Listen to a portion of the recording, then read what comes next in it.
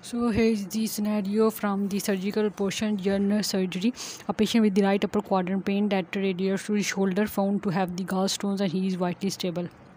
What should be done? Elective laparoscopic cholecystectomy because he is vitally stable.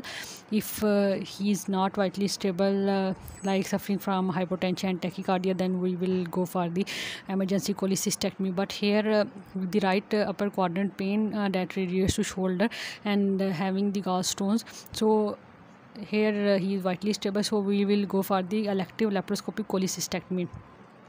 As here are the symptoms like the right upper quadrant pain, so reassurance is wrong because you have to go for the elective laparoscopic cholecystectomy. As he is vitally stable, as there are no signs of perforation, so emergency laparotomy is wrong.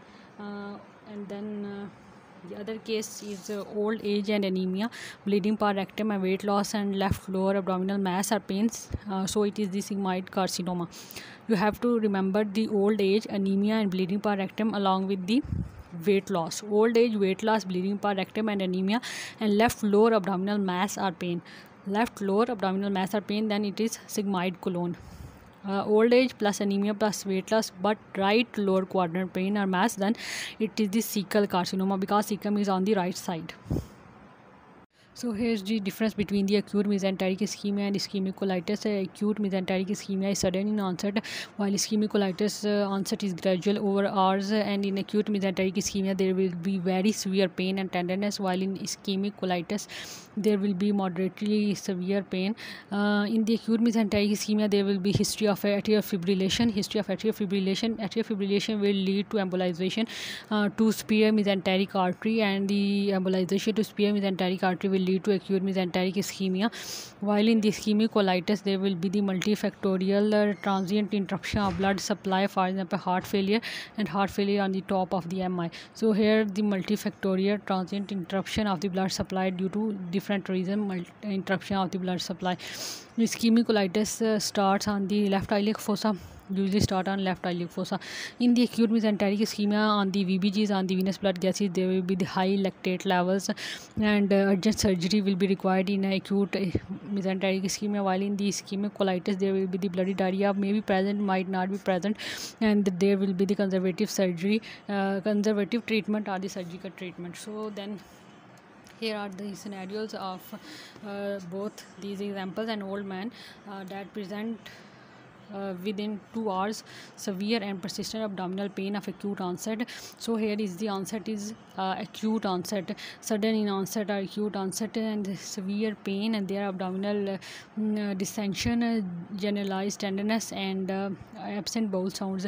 Venous blood shows the lactate high lactate because normal is 0.6 to 2.4. Here the lactate level are raised, and severe and acute abdominal pain and absent bowel sounds, and on ECG there is the atrial fibrillation. So diagnosis is acute mesenteric ischemia. In the second scenario, an old patient with the heart failure and diabetes presents with complaining of the 16-hour abdominal pain. So gradual in onset 16 hours abdominal pain that has begun at the left abdominal quadrant, lower left abdominal quadrant. The pain is of gradual onset. On examination, generalized abdominal tenderness, mild fever, and rectal examination shows the blood. There might be the bloody diarrhea in the ischemic colitis. So the diagnosis is ischemic colitis.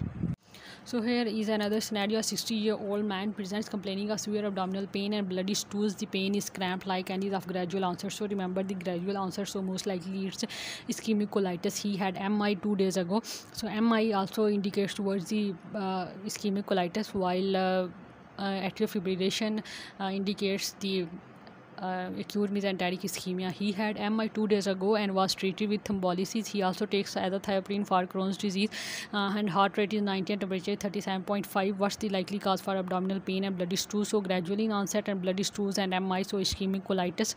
The question here asked about the site. You may need to know that ischemic colitis is commonest at the splenic flexure, as this area has fewer collaterals called the weak spots or watershed. The answer is ischemic colitis at the splenic flexure. Another correct answer is ischemia at watershed areas of splenic flexure and rectosigmoid. This term doesn't mention the signs of flare-up of Crohn's disease.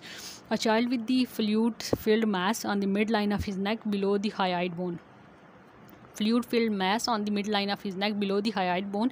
It is non-tender and it moves upward on tongue protrusion. It moves upward on tongue protrusion and on swallowing. So likely diagnosis is the thyroglossus cyst because it moves upward on the protrusion of the tongue. So most appropriate investigation in this case of thyroglossus cyst is the ultrasound, not the FNAC ultrasound. Ultrasound alone is sufficient to confirm the diagnosis of thyroglossus cyst in the majority of cases.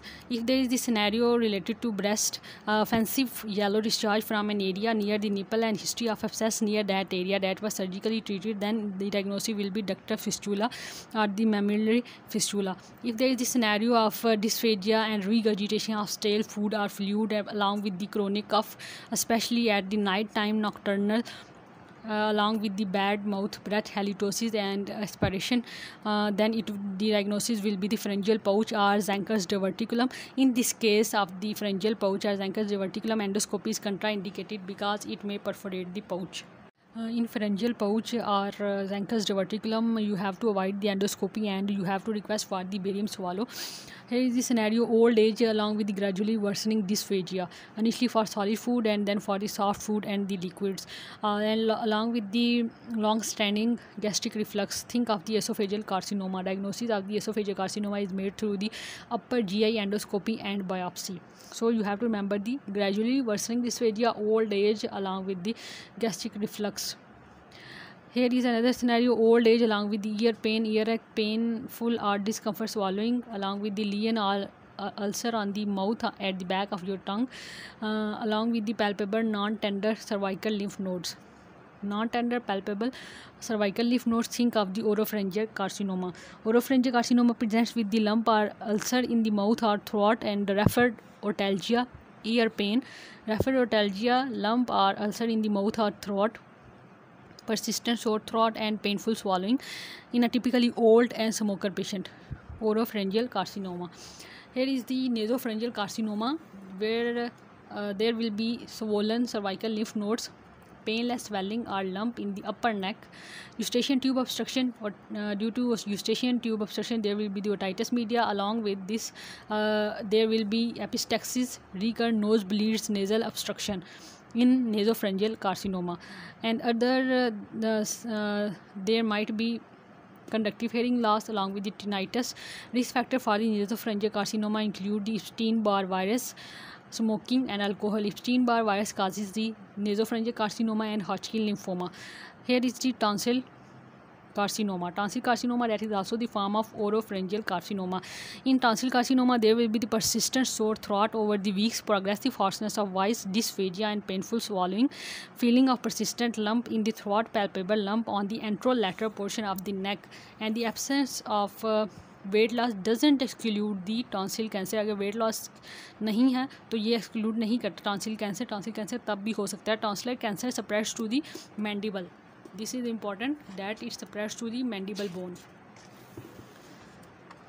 Then the pain in this nasopharyngeal in this tonsil carcinoma, there will be the pain in throat, trismus, the spasm of the jaw muscles causing the mouth to remain tightly closed.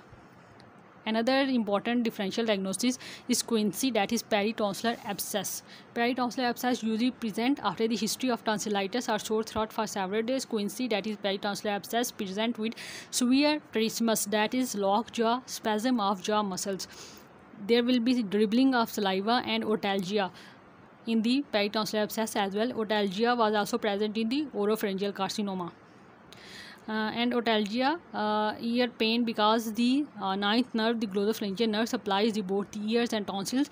In the quinsy, in the peritonsillar abscess, there will be hot potato voice of the patient, uvular deviation, red and inflamed bulge or swelling beside the tonsil, above and lateral to the tonsil.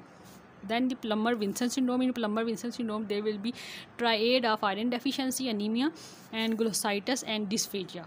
There will be the triad of iron deficiency, anemia, glossitis and the dysphagia, and dysphagia due to the post-cricoid esophageal web. It is the risk factor for the oropharyngeal carcinoma. Plummer-Vinson syndrome is the risk factor for the oropharyngeal carcinoma, and it is common in the postmenopausal woman. And here is another scenario in which a man presents with the severe pain in the anus, especially on defecation. He has a history of constipation. The likely diagnosis is the anal fissure. A man presents with severe pain in the anus, especially on defecation, and blood streaks on the stool, along with the history of constipation. Diagnosis is anal fissure. For the management of the acute anal fissure is that is with the history of less than 6 weeks. In the acute anal fissure, if history is less than 6 weeks, then you have to go with the dietary advice. High fiber diet along with the high fluid intake and bulk forming laxatives are the first line. If these laxatives are not tolerated, then lactulose should be tried, and lubricants such as the petroleum jelly may be tried before defecation, and topical anesthetics and analgesics can be used in the case of acute anal fissure, that is less than 6 weeks. But if the anal fissure is of more than 6 weeks, that is chronic anal fissure, then its management will be different. The above technique should be continued, and along with that, topical glyceryl trinitrate GTN is the first line treatment for the chronic anal fissure. If the topical GTN is not effective after 8 weeks or 2 months, then secondary care referral should be considered for surgery. In the anal fissure, sphincterectomy or the botulinum toxin is tried. The surgery for anal fissure is sphincterectomy or the botulinum toxin can be tried.